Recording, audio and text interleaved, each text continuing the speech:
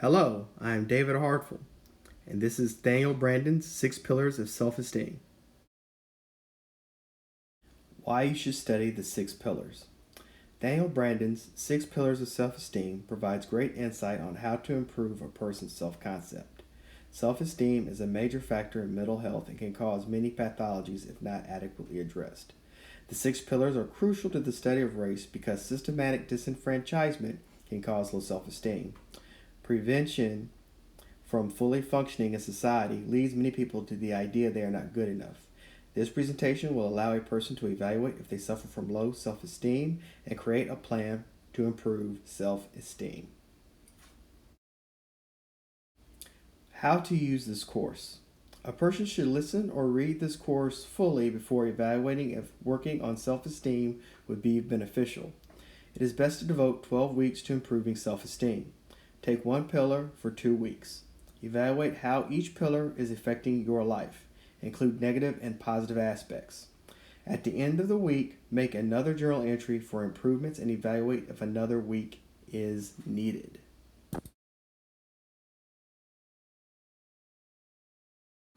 What is self-esteem?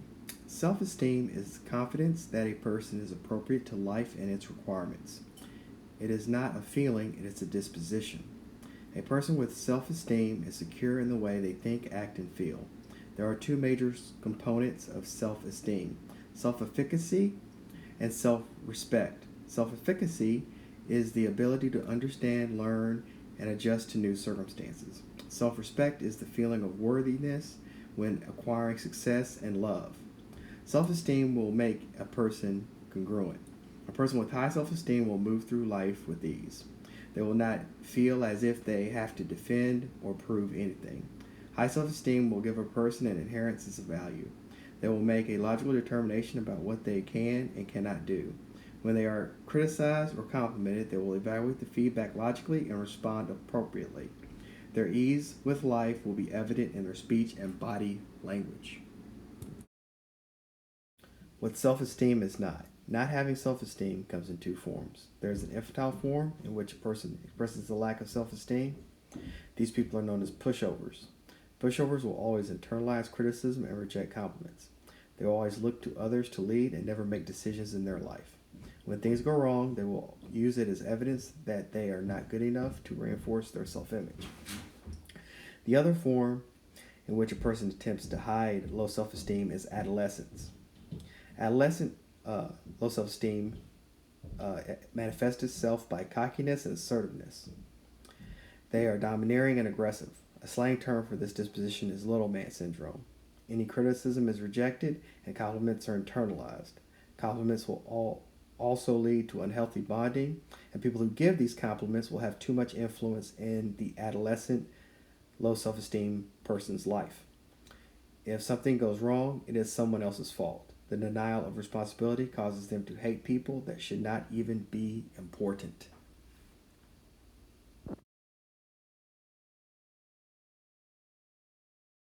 The 6 pillars of self-esteem.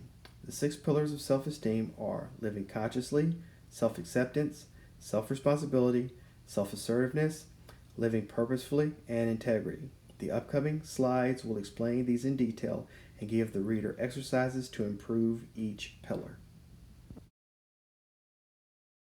Living consciously. Living consciously is being an active participant in the world. Conscious living will enable a person to be at ease with the reality around them. A person will no longer be looking to escape with drugs or alcohol or TV. Conscious living will also allow a person to honestly evaluate where they are in position to their goals. A person can adjust to feedback, whether it is positive or negative. The evaluation of feedback does not cause an emotional trigger.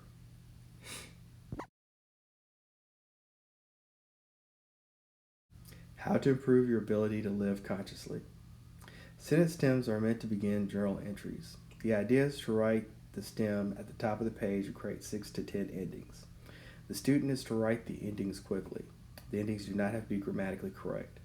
Sentence stems are an exercise at getting at your deep emotions, not winning a writing award.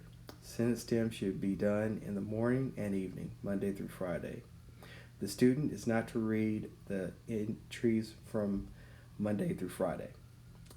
The exercise should not take longer than 10 minutes. Read the week's entries on Saturday and then do 6 to 10 stems on if anything I've written this week is true, I should. Awareness expansion meditation is best done outside and can be done while riding the bus. The meditator takes 5 minutes to evaluate everything she sees, then takes 5 minutes to evaluate everything she hears, 5 minutes to evaluate everything she feels, and 5 minutes to evaluate everything she smells. The last 10 minutes will be used to observe all senses at once. If the mind wanders, go back to sensing. The meditation should be done daily and will take 30 minutes. The meditator will become more grounded in reality and daydream less. The more grounded a person is in reality, the happier they will become. In minute meditations, a person sets their watch or cell phone to chime on the hour. When they hear the chime, the person stops what they are doing for 1 minute. In that minute, the person focuses on sensations they feel at that moment. Sensations include seeing, smelling, touching, and hearing. Minute meditations will increase a person's mindfulness throughout the day.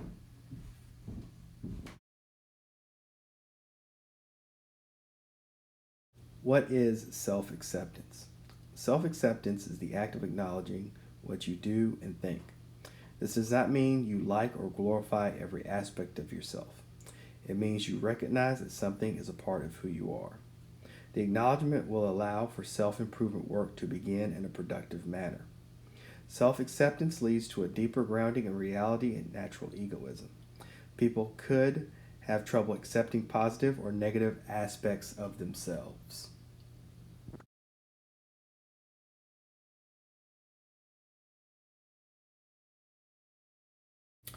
How to improve self-acceptance. Sentence stems that could help improve self-acceptance are when I deny my feelings and when I deny my thoughts. Looking at yourself in a mirror while naked is a powerful exercise. On your bathroom mirror, leave a note to do this exercise. When getting out of the shower, anytime it is convenient, look at yourself without clothes for around 2 minutes. Take stock of all the thoughts that pass through your head while looking at yourself. Continue this every day for around 2 weeks to a month. You will notice negative feelings about yourself subside. Meditating on your thoughts is another powerful exercise. Simply sit in a chair and observe your thoughts that come to your mind for about 20 minutes. When the exercise is over, write down any strong thoughts that came up frequently. Write a small paragraph on how these thoughts could affect you throughout the day.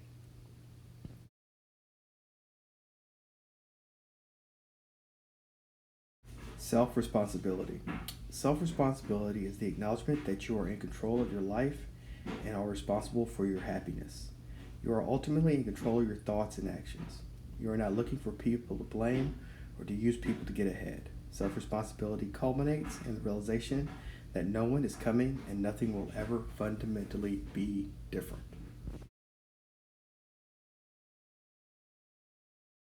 How to raise self-responsibility.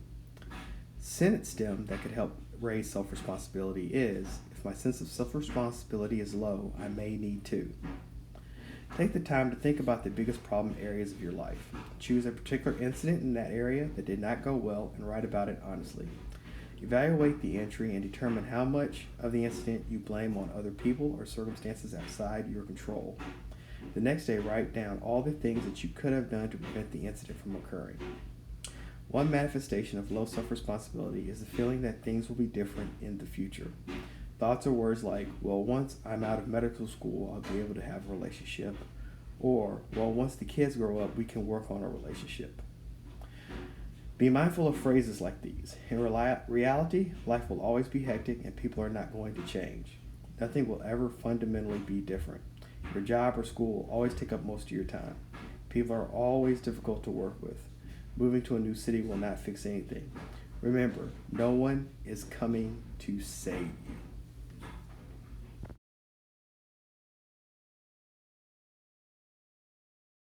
Self-assertiveness. Understanding your thoughts, feelings, and values matter is self-assertiveness. Other people's compliments or condemnations has no effect on a self-assertive person. They are living their life. Self-assertive people understand cultural and parental programming and how it influences their decisions. They can also defend themselves while respecting others.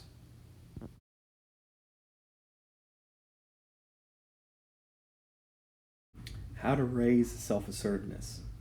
Sentence stems that could help raise self-assertiveness are self-assertiveness to me means, and when I suppress my thoughts and opinions. Journaling can be a great way to reflect on your childhood programming. Reflect on situations as a child which you expressed your true feelings and were told that they were not valid. Were you chastised when you got upset or when you simply did not want to do something? The repression of your childhood feelings could have caused patterns of behavior that are still affecting your life. Taking a few minutes at the end of your day to critique yourself on behavior that involves self-assertiveness.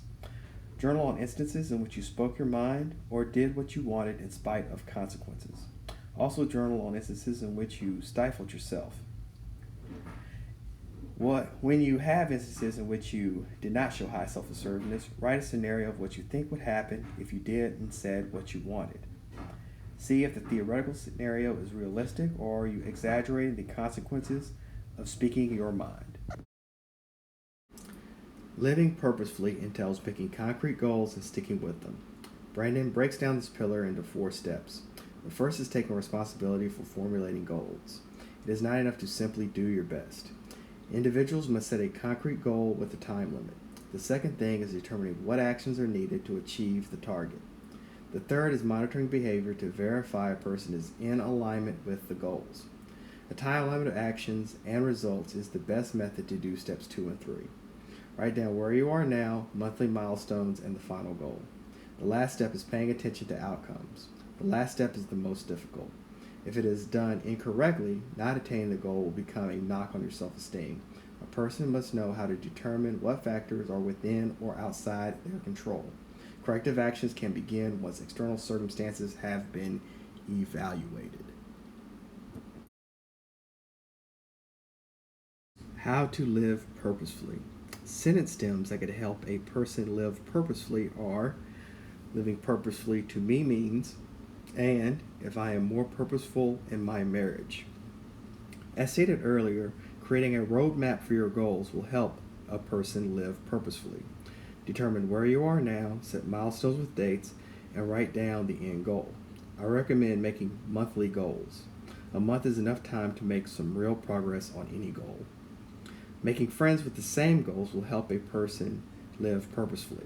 They will hold a person accountable and give tips on making progress.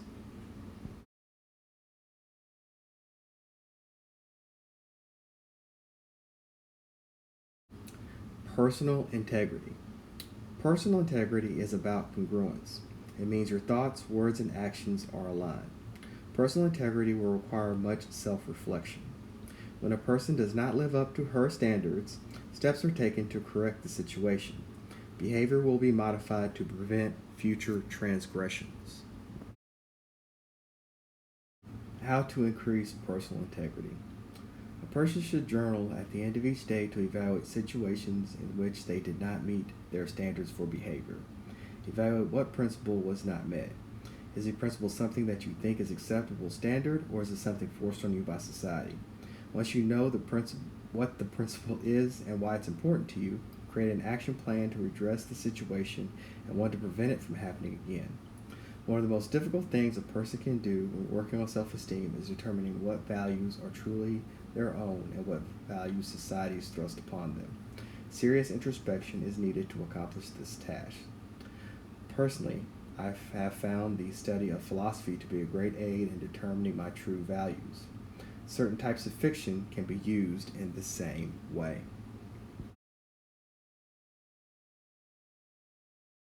In conclusion, self-esteem work is vital for everyone working on self-development. A person does not need to have any specific issues that are the result of negative self-perception. I hope this course was helpful. Please comment with questions or criticisms.